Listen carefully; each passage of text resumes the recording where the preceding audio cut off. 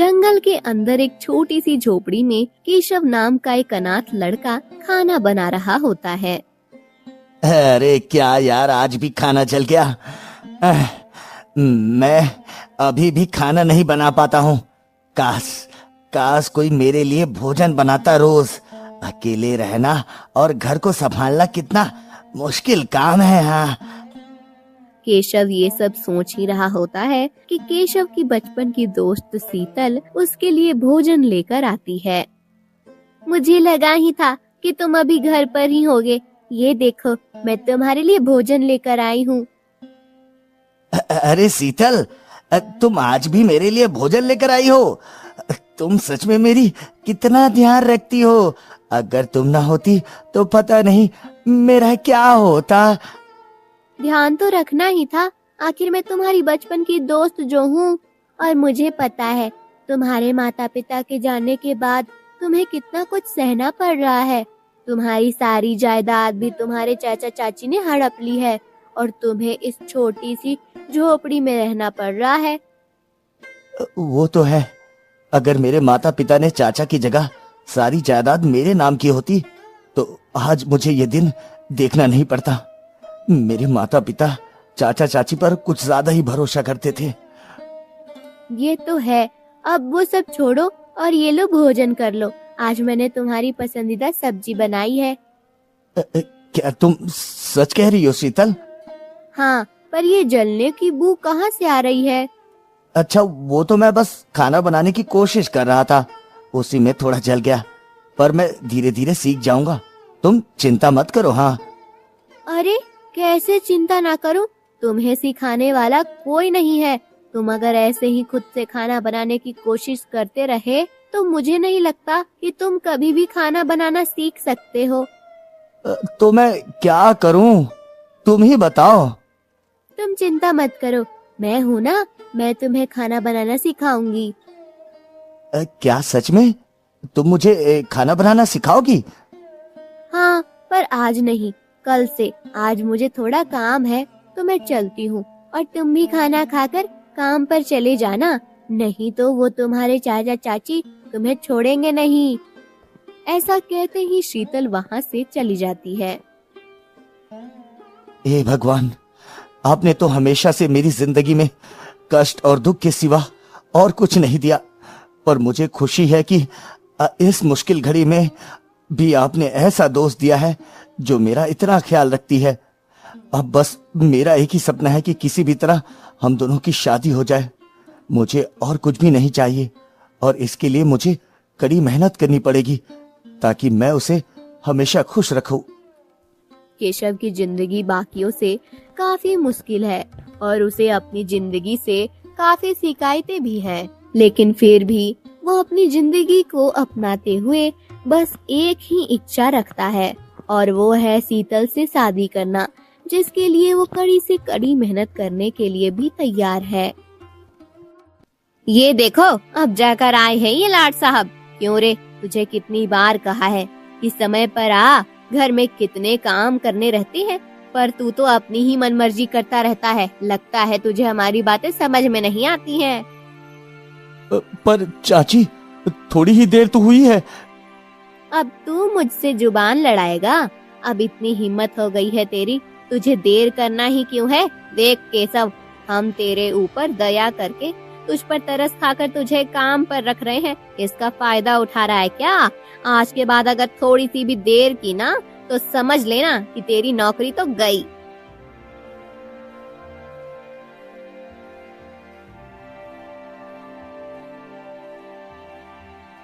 अरे क्या हो गया मीना, क्यों सुबह सुबह शोर कर रही हो? और क्या होगा, ये केशव आज भी काम पर देर से आया, इसका तो अब रोज का हो गया है। अरे ये तो है ही काम चोर, तो काम चोरी तो रहेगी ही। तुम इस जैसे के लिए अपना गला क्यों खराब कर रही हो? देर से आने से कोई सजा दे दो, अपने आप ही सुधर जाएगा। हाँ, आप बिल्कुल सही कह रहे हैं, इसे सजा तो मिलनी ही चाहिए, नहीं तो ये सुधरेगा कैसे? तो मेरी बात ध्यान से सुन केशव, आज के बाद जितने भी दिन तू देर से आएगा उस दिन काम तो करना ही पड़ेगा, पर उस दिन के पैसे तुझे नहीं मिलेंगे। समझा? और आज के भी पैसे काट लिए जाएंगे देर से आने के लिए। ऐसा मत कीजिए चाची, आज के लिए बस माफ कर दीजिए। मैं कल से रोज समय पर आऊंगा, देर नहीं करूंगा पक्का। अगर आज आपने मेरी तनख्वाह नहीं दी तो कल मैं भूखा रह जाऊंगा। आप पहले ही इतने कम पैसे देते हैं, उसमें भी अगर आपने पैसे काट लिए तो मेरा क्या होगा? तो तू क्या चाहता है कि अब हम तुझे ज्यादा पैसे दे? तेरे जैसे काम चोर और निकम्मे को तो रखना ही नहीं चाहिए काम पर। हम तुझे काम पर रख रहे हैं, क्या तेरे लिए काफी नहीं है? अब जाकर काम कर, नहीं तो निकल जा यहाँ से। अगर यहाँ रहना है तो वैसा ही करना पड़ेगा जैसा मैं चाहती हूँ, समझा? जी, मैं समझ गया। मीना ऐसा कहते ही वहाँ से चली जाती है और ये सब सुनकर केशव को बहुत ही बुरा लगता है और वो किस्मत को मन ही मन कोसता है। हे भगवान, ये सब क्या है? एक तो मुझे ही मेरे घर से मेरे चाचा चाची ने निकाल दिया, ऊपर से ये लोग मुझसे ऐसे बात करते हैं जैसे कि मैं कोई पराया हूँ। मेरे पिता ने इन पर इतना भरोसा किया और अपनी सारी जायदाद इनके नाम कर दी। किसी ने सच कहा है कि धन मनुष्य की चेतना छीन लेता है और उसे अंधा कर देता है। काश पिताजी ने सारी जायदाद इनके नाम ना की होती तो ये दिन ना देखना पड़ता। केशव अपने माता पिता के निर्णय पर बहुत ही दुख होता है और चुपचाप अपना काम करने लगता है। और उस दिन के इतने मेहनत के बाद भी तनख्वाह नहीं मिलती और वो मायूस होकर घर आ जाता है। लगता है आज मुझे भूखा ही सोना पड़ेगा। केशव ऐसा सोच ही रहा होता है कि तभी शीतल खाना लेके केशव के घर आती है। केशव, ये देखो, खाना जल्दी से हाथ धोकर खा लो, आज भी मैंने तुम्हारा मनचाहा भोजन बनाया है। अरे शीतल, तुमने तो सुबह ही भोजन दिया था ना? हाँ, तो क्या हो गया? ये कहीं लिखा है कि मैं तुम्हारे लिए केवल एक बार ही भोजन ला सकती हूँ। सच में शीतल कितनी अच्छी लड़की है और मैं कितना खुश नसीब हूँ जो मुझे ऐसी दोस्त मिली है। शायद मुझे शीतल से अपनी दिल की बात बोल देनी चाहिए, कहीं देर ना हो जाए। हाँ, मुझे बोल देनी चाहिए। शीतल, मुझे तुम्हें कुछ बताना था। बहुत दिनों से मेरे मन में ही था, पर आज मैं तुमसे वो बात कहना चाहता हूँ। बताना तो मुझे भी है कुछ तुम्हें, तुम सुनोगे तो तुम भी खुश हो जाओगे। अच्छा, ऐसी क्या बात है शीतल? तुम्हें याद है बचपन में हम दोनों एक साथ खेला करते थे और हमारे साथ अभय भी खेलता था। हाँ, पर वो तो बचपन में ही हमसे दूर चला गया था, किसी दूसरे राज्य में। हाँ, पर अब वो वापस आ चुका है। क्या बात कर रही हो शीतल? ये तो सच में बहुत खुशी की बात है, पर वो इतने सालों बाद क्यों आया है? मुझे लेने। तुम्हें लेने? मैं कुछ समझा नहीं। हाँ, वो मैंने तुम्हें कभी बताया नहीं कि हम दोनों एक दूसरे से बचपन से ही प्यार करते थे और हमने तो एक दूसरे के साथ रहने का वादा भी किया था। क्या तुम बचपन से ही अभय से प्यार करती थी? हाँ केशव, मैं अभय से बहुत प्यार करती हूँ और आज इतने सालों बाद वो मुझे लेने आया है और इसलिए मैंने सोचा कि जब तक यहाँ हूँ तब तक तुम्हें जितना हो सके उतना खाना खिलाऊं। क्या पता फिर कब मैं तुम्हें अपने हाथों से बना भोजन दे पाऊंगी। अच्छा, तो इसलिए तुम रोज 2 बार मेरे लिए भोजन लाने लगी हो और हर बार मेरे ही पसंद का भोजन? अच्छा। हाँ, वो सब छोड़ो, तुम भी कुछ कहने वाले थे ना? हाँ, पर माफ करना, मैं भूल गया कि मुझे क्या कहना था। कोई बात नहीं, जब याद आए तब बता देना। अब मैं चलती हूँ और हाँ, मेरी शादी अगले सप्ताह है तो आना जरूर, कोई बहाना नहीं चलेगा, ठीक है ना? शीतल ऐसा कहते ही वहाँ से चली जाती है और केशव शीतल की शादी की बात सुनकर बहुत ही दुखी हो जाता है और अपने किस्मत को कोसने लगता है। हे भगवान, आपने मेरे माता पिता को मुझसे छीन लिया। मैंने कुछ नहीं कहा, सारी जायदाद चाचा चाची के नाम हो गई। तब भी मैंने इस बात को अपनाया और चुपचाप सहता गया, इस आस में कि मेरे जीवन में दुख है पर आप आगे चलकर मुझे खुशियां ही खुशियां देंगे और आपने तो एक पल में ही मेरी सारी खुशियों को छीन लिया। ऐसा क्यों किया भगवान, आपने ऐसा क्यों किया? केशव को इस बात से बेहद दुख पहुंचता है और अब उसकी जीने की चाह ही चली गई। उसने अब उम्मीद ही रखना छोड़ दिया कि कभी उसके जीवन में खुशियां आएंगी भी, और सो गया।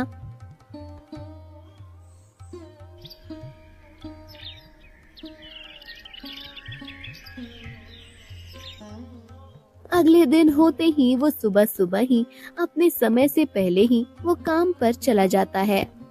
अच्छा हुआ मैंने शीतल को ये बात नहीं कहा कि मैं उससे प्यार करता हूँ, क्योंकि उसने तो बचपन में ही अपना दिल अभय को दे दिया था। उम्मीद है कि अभय शीतल को मुझसे भी ज्यादा प्यार करेगा और किसी भी चीज की कोई तकलीफ नहीं होने देगा। हाँ। केशव ये सब सोच सोच कर जा ही रहा था कि अचानक से उसने देखा कि उसके चाचा चाची कुछ बात कर रहे हैं। उसने उन्हें परेशान करने का नहीं सोचा, इसलिए वो वहीं खड़ा हो गया। पर ये बात उसके चाचा चाची को नहीं पता थी और वो दोनों ही केशव के बारे में बात कर रहे थे। आज के दिन ही केशव पूरे 20 वर्ष का हो गया है। सही कहा मीना, उसे ये बात पता नहीं है कि उसके पिता ने जायदाद पर क्या लिखा था, और इसलिए हमने जो कहा उसने उसे सच मान लिया। सच में केशव कितना मूर्ख है, एक बार भी ये जानने की कोशिश नहीं की कि आखिर जायदाद में क्या लिखा था, नहीं तो हमें आज ऐसी जिंदगी नहीं मिलती। पर फिर भी उसे ये पता चले कि उसके पिता ने जायदाद में लिखा था कि उसके ठीक 20 वर्ष होते ही सारी जायदाद उसके नाम हो जाएगी। उससे पहले हमें कुछ करना पड़ेगा, नहीं तो अगर उसे किसी तरह पता चल गया तो हम परेशानी में फंस जाएंगे। हाँ, क्योंकि अब सारी जायदाद उसकी हो चुकी है, क्योंकि अब वो पूरे 20 वर्ष का हो गया है, तो मुझे लगता है कि हमें उसे कैसे भी करके फंसाना होगा और जायदाद पर धोखे से उसके हस्ताक्षर लेने होंगे। सही कहा, और ये काम हमें सफाई से करनी होगी ताकि उसे भनक तक न लगे। हाँ। केशव के चाचा चाची इस बात से अनजान कि केशव उनके पीछे ही खड़ा सब सुन रहा है। उन्होंने सारी बात बिना सोचे समझे ही बोल दी, जिससे केशव को सारी बात पता चल गई। हे भगवान, अच्छा हुआ कि आज मैं समय से पहले ही काम पर आ गया, नहीं तो मुझे कभी पता नहीं चलता कि मेरे पिता ने जायदाद पर क्या लिखा था और मेरे चाचा चाची किस तरह मुझे धोखे में रखकर पूरे घर पर अपना कब्जा करके रखा है। और अब ये लोग मुझसे धोखे से जायदाद पर हस्ताक्षर करवाना चाहते हैं, लेकिन उन्हें पता नहीं मैंने सब सुन लिया है। अब मुझे जल्द ही कुछ करना पड़ेगा। हाँ। ऐसा कहते ही केशव सबसे पहले घर चला जाता है, पर जब वो घर जाता है तो देखता है कि शीतल पहले से ही उसके घर पर होती है। अरे केशव, तुम कहाँ चले गए थे? मैं तुम्हारे लिए खाना लाई थी, पर आकर देखा तो तुम थे ही नहीं। मुझे लगा कि तुम काम पर चले गए हो। काम पर गया था शीतल, पर जब मैं काम पर गया था तो चुपके से चाचा चाची की बातें सुनी, और जब मैंने उनकी बातें सुनी तो पूरी तरह से हैरान रह गया शीतल। ऐसा क्या सुन लिया तुमने, और इतने हड़बड़ाए हुए क्यों लग रहे हो? मैंने सुना कि मेरे पिता ने जायदाद पर ये लिखा था कि जब मैं 20 वर्ष का हो जाऊंगा तब सारी जायदाद मेरी हो जाएगी, और आज ही के दिन मैं 20 वर्ष का हो चुका हूँ। पर मेरे चाचा चाची इस बात से बहुत परेशान हैं और मुझसे धोखे से जायदाद पर हस्ताक्षर लेने की योजना बना रहे हैं। ये तुम क्या कह रहे हो केशव? तुम्हारे चाचा चाची तो बहुत ही शातिर और कपटी निकले। वो तुम्हारे जायदाद को हड़पना चाहते हैं। अब तुम क्या करोगे केशव? मैंने सुना कि मेरे पिता ने जायदाद पर ये लिखा था कि जब मैं 20 वर्ष का हो जाऊंगा तब सारी जायदाद मेरी हो जाएगी, और आज ही के दिन मैं 20 वर्ष का हो चुका हूँ। पर मेरे चाचा चाची इस बात से बहुत परेशान हैं और मुझसे धोखे से जायदाद पर हस्ताक्षर लेने की योजना बना रहे हैं। पर केशव, इसमें तो बहुत ही खतरा है। अगर उन्हें पता चल गया तो? अगर मुझे इस तरह की जिंदगी और नहीं जीनी है तो यह खतरा उठाना ही पड़ेगा शीतल। और तुम चिंता मत करो, मुझे कुछ नहीं होगा। और देखना, तुम दोनों की शादी में इस बार एक अच्छा और महंगा तोहफा लेकर आऊंगा, क्योंकि अब मेरी गरीबी के दिन जाने वाले हैं। तुम देख लेना शीतल। पर फिर भी अपना ध्यान रखना और उन दोनों से बच के रहना। अच्छा ठीक है, अब मैं चलता हूँ। केशव ऐसा कहते ही वहाँ से चला जाता है जायदाद के कागज की चोरी करने।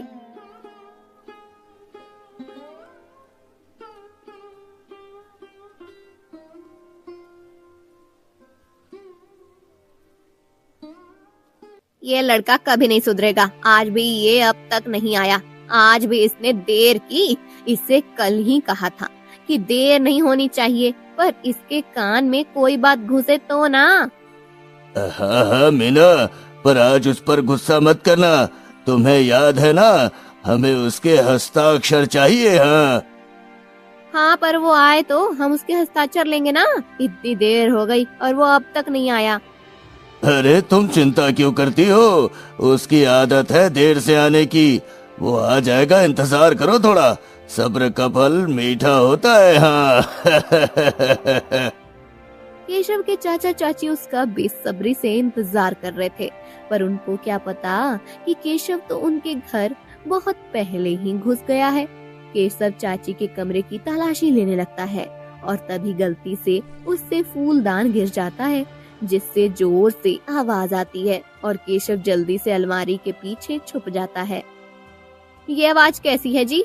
कहीं चोर तो नहीं घुसा? हाँ, चलो चलकर देखते हैं। उसके बाद उसके चाचा चाची दोनों ही ऊपर जाते हैं, पर कमरे में उन्हें कोई भी दिखाई नहीं देता। ये क्या, यहाँ तो कोई भी नहीं था।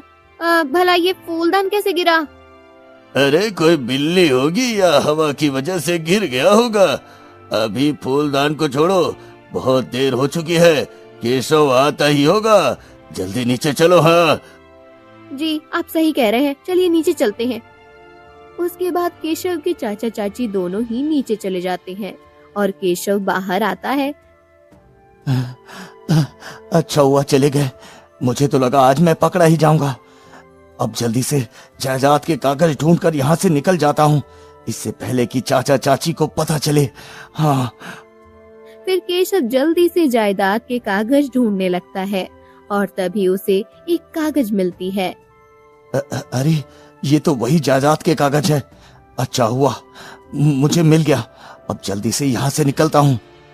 केशव वहाँ से जाने ही वाला होता है कि तभी अचानक से ही कुछ आदमियों के साथ उसके चाचा चाची वहाँ पर आ जाते हैं और केशव को रंगे हाथों पकड़ लेते हैं। ये क्या चाचा चाची, आप दोनों यहाँ?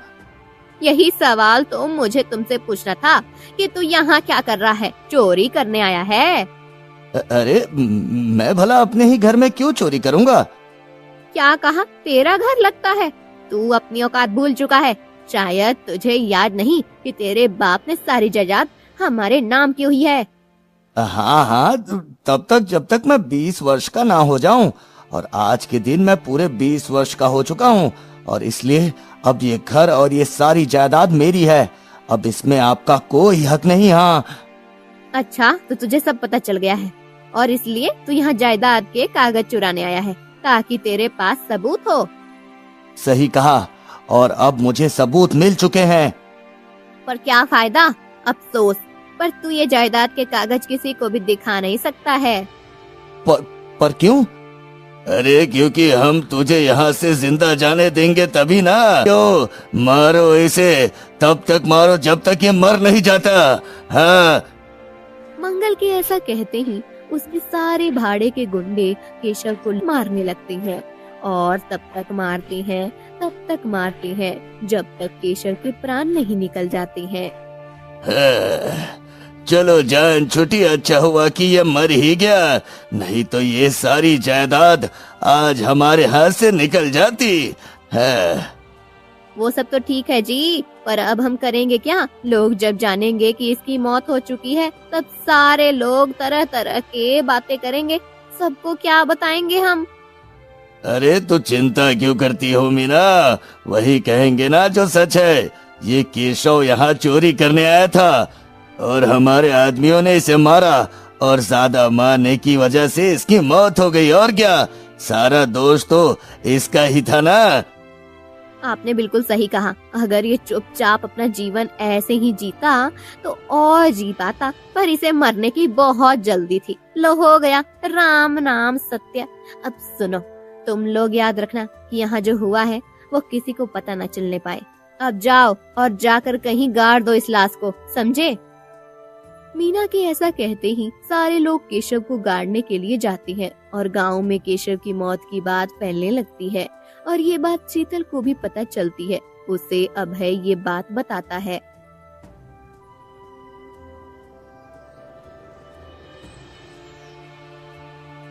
मुझे पता है कि उसका जीवन कितना कठिन था और वो इतना गरीब था, पर उसे चोरी नहीं करनी चाहिए थी। तुम गलत हो अभय। वो चोरी करने गया था, लेकिन पैसे या गहने चुराने नहीं, बल्कि जायदाद के कागज चुराने, ताकि वो अपना हक ले सके। जायदाद के कागज चुराने गया था? पर क्यों और कैसा हक? क्योंकि केशव के पिता ने जो वसीयत लिखी थी उसमें सारी जायदाद उसके चाचा चाची को नहीं दी थी। वो सिर्फ केशव के 20 वर्ष होने तक उन दोनों को दी थी। पर अब केशव 20 वर्ष का हो चुका था और किसी तरह केशव को ये सारी बात पता चली और वो अपने हक के लिए वहाँ चोरी करने गया था। लेकिन लगता है कि उसके चाचा चाची को सारी बात पता चल गई और उन्होंने उसे मार दिया और सब कुछ झूठा कहा कि केशव पैसों या गहने की चोरी करने घुसा था। ये तुम क्या कह रही हो शीतल? मैं सच कह रही हूँ अभय। केशव के साथ जो भी हुआ वो बिल्कुल भी ठीक नहीं हुआ। अगर मैंने उसे इंसाफ नहीं दिलाया तो उसकी आत्मा को कभी भी शांति नहीं मिलेगी। पर तुम उसे इंसाफ कैसे दिलाओगी? हम कोशिश तो कर ही सकते हैं ना अभय। केशव मेरा बहुत ही अच्छा दोस्त था, इसलिए उसके लिए जो हो सकेगा मैं वो करूंगी, अपने बचपन की दोस्ती के लिए।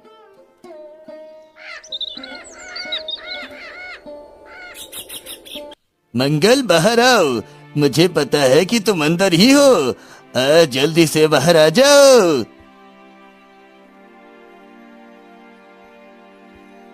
क्या हो गया मुखिया जी?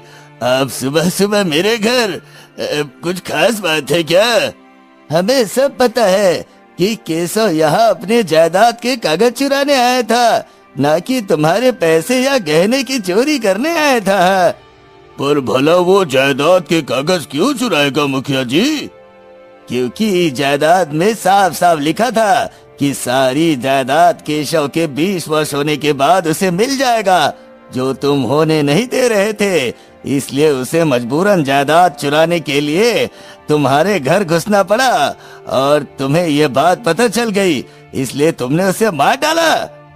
ये आप क्या बोल रहे हैं मुखिया जी? और ये सब आपको कहा किसने? क्या इस लड़की ने? ये तो केशव की बचपन की दोस्त है, तो इसे ऐसा कहेगी ये?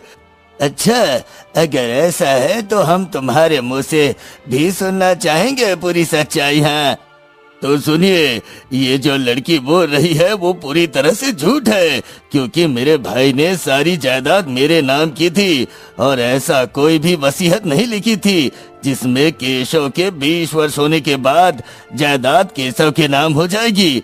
हमारे पास सबूत है। मीना, तुम जल्दी से अंदर आओ और वसीयत लेकर आओ। अभी दूध का दूध और पानी का पानी हो जाएगा। हाँ। मंगल के ऐसा कहते ही मीना अंदर जाती है और वसीयत लेकर आती है। ये देखिए मुखिया जी, इसे अच्छे से पढ़िए। क्या इसमें कहीं भी लिखा है कि केशव के 20 वर्ष होते ही सारी जायदाद उसके नाम हो जाएगी? जरा देखिए।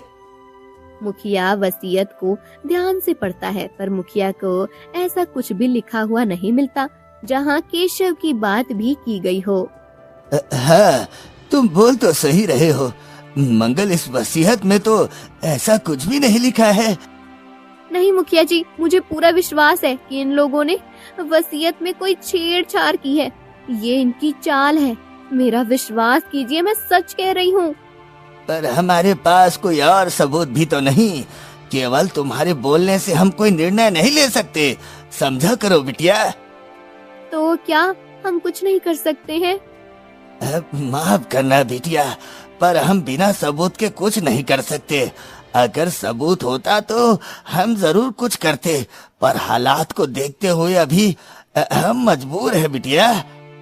सबूत के ना होने से मंगल और मीना दोनों ही बच जाते हैं और सारे लोग वहाँ से चले जाते हैं।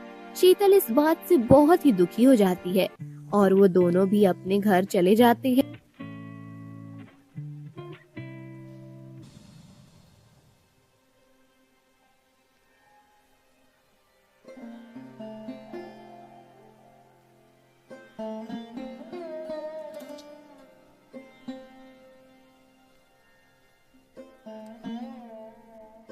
शीतल, तुमने जैसा कहा था ऐसा तो कुछ भी नहीं हुआ। जायदाद पर तो केशव का जिक्र ही नहीं था। शायद तुम्हें कोई गलतफहमी हो गई थी। नहीं अभय, ये कोई गलतफहमी नहीं थी, क्योंकि केशव ने अपने कानों से उन दोनों की बात सुनी थी। और मान लेते हैं कि कोई गलतफहमी हो भी गई हो, पर तब भी सिर्फ चोरी करने के जुर्म में वो लोग केशव को नहीं मारेंगे ना। तो फिर जायदाद में केशव का जिक्र क्यों नहीं था? वो तो मुझे भी नहीं पता, लेकिन केशव ने मुझे कहा था अगर वो सीधा उनसे जाकर जायदाद के बारे में बोलेगा तो चाचा चाची कोई न कोई चाल जरूर चलेंगे। वो लोग बहुत ही शातिर और चालाक है, इसलिए तो केशव उनके यहाँ चोरी करने गया था। तो तुम्हारे कहने का अर्थ है कि जायदाद के कागज में छेड़छाड़ की गई है। क्या वो कागज नकली है? हाँ, सही समझे।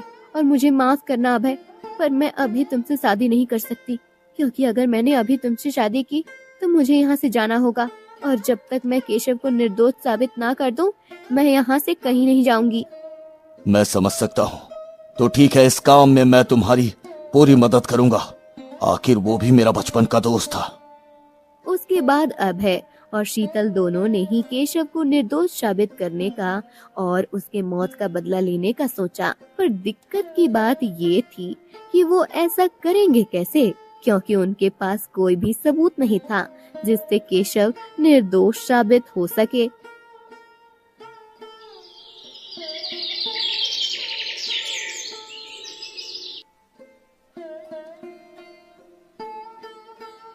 ये शीतल तो सच में काफी शातिर निकली, अपने दोस्त को निर्दोष साबित करने के लिए यहाँ आ गई।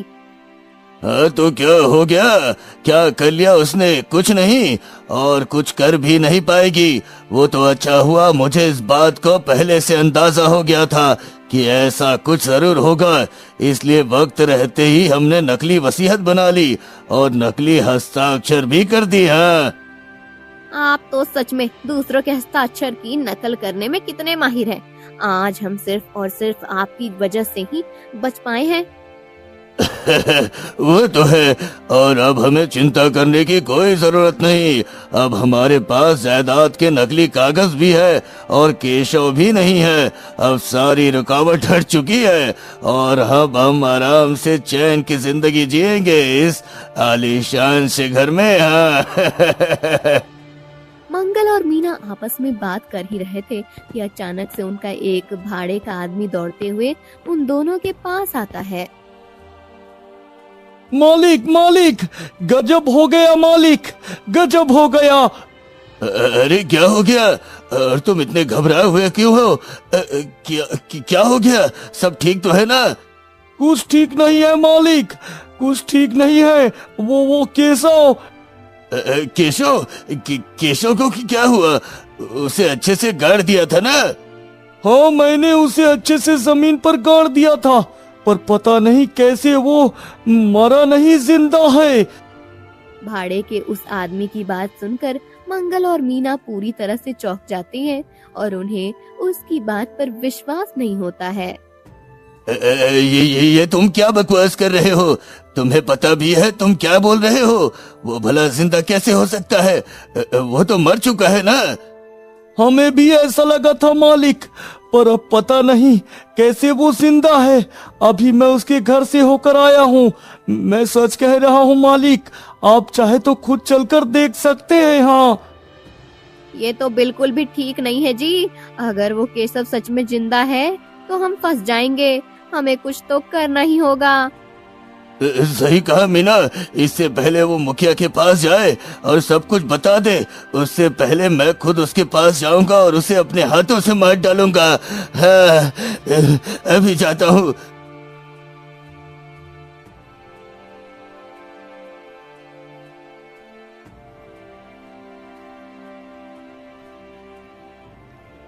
मंगल ऐसा कहते ही आधी रात को केशव के घर जाता है। जब जाता है तो उसे अंधेरे की वजह से कुछ ठीक से दिखाई नहीं मिलता है, पर केशव के कपड़ों से और पीछे से देखने से ऐसा ही लग रहा था कि वो केशव ही है। ये क्या? ये तो सच में केशव ही है, बस उसका चेहरा दिख नहीं रहा। पर जो भी हो, मुझे उसे मारना ही होगा, नहीं तो सबको पता चल जाएगा कि वो वसीयत झूठी थी और मैंने ही जानबूझकर केशव को मरवाया था। मुझे उसे मारना ही होगा। मंगल केशव को देखकर पूरी तरह से डर जाता है और एक डंडा लेकर चुपके से धीरे धीरे केशव के घर में घुसने लगता है। और जैसे ही वो डंडे से हमला करने ही वाला होता है, तभी मुखिया जी और सारे गांव वाले बाहर आ जाते हैं, जो छिप के खड़े थे। रुको मंगल, वो केशव नहीं है। क्या कहा? ये केशव नहीं है? और मुखिया जी, आप यहाँ यहाँ क्या कर रहे हैं? केशव नहीं है तो कौन है? जिसके बाद केशव के कपड़ा पहने वो आदमी अपना चेहरा दिखाता है, जिसे देखकर मंगल पूरी तरह से आश्चर्य हो जाता है। तुम अभय हो ना, जिसके हाथ शीतल का रिश्ता पक्का हुआ है? हाँ, सही कहा आपने, मैं अभय ही हूँ। पर तुमने ये केशव के कपड़े क्यों पहने थे? और तुम सारे लोग यहाँ तक कि मुखिया जी यहाँ क्या कर रहे हैं? कोई मुझे बताएगा कि यहाँ हो क्या रहा है? ये सब शीतल की चाल थी, शीतल की। शीतल की चाल? मैं कुछ समझा नहीं। तुम अभी तक नहीं समझ पाए? जितना सोचा था तुम तो उससे भी ज्यादा मूर्ख निकले। ये सब हमने इसलिए किया ताकि तुम्हारी असलियत सबके सामने आ सके। मुझे पता था अगर तुम्हें ये पता चल गया कि केशव मरा नहीं, जिंदा है, तो तुम उसे मारने जरूर आओगे। नहीं तो सबको पता जो चल जाएगा कि वो वसीयत नकली है और तुमने जानबूझकर केशव को मरवाया था। इसलिए इस काम में हमारी मदद तुम्हारे ही साथी ने कुछ पैसों के बदले की, जिसकी वजह से आज सबके सामने तुम्हारी असलियत का पता चल सका। क्या कहा? ये तुम्हारी सोची समझी साजिश थी।